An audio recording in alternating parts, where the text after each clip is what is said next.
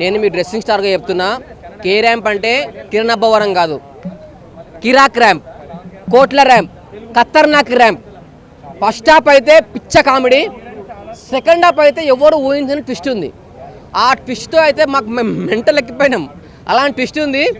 Second half చూడు, అసలు love అంటే చెయ్యాలా వద్దా అనేది ఇందులో ఉంది స్టోరీ.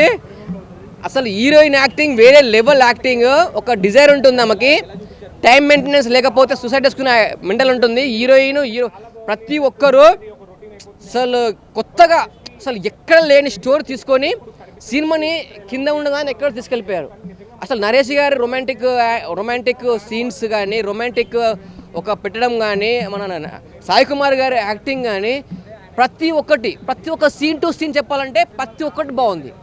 ఎక్కడ కూడా బోర్ అనే మాట లేదు. అసలు నేను ఈరోజు వచ్చాను, అసలు పెట్టిన 250 రూపాయల డబ్బులకి న్యాయం చేసిండు.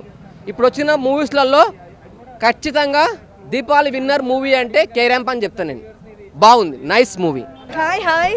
సో మూవీ అయితే చాలా బాగుంది. దివాళీకి వచ్చిన అన్ని మూవీస్లో one of the best and ఇదే. అంటే ఆ రెండిట్లతో పోల్చుకుంటే ఇదైతే హిట్ కొట్టేసినట్టే. ఈ దివాళీ మాత్రం కిరణ్ అబ్బవరం వరం ఇచ్చేసాడు. ఇంకా ఎంజాయ్ చేసేయండి. It's family entertainment.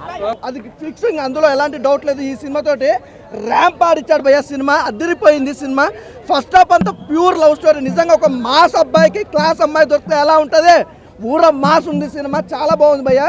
అలాగే నిజంగా సాయి కుమార్ గారు, కిరణ్ అబ్బవరం తండ్రి కొడుకుల కాంబినేషన్ కానీ, అది ఎవ్రీథింగ్ అంటే లైఫ్ మెచ్యూర్ అనుకోవచ్చు. ఎందుకంటే అంత బాగుంది సినిమా.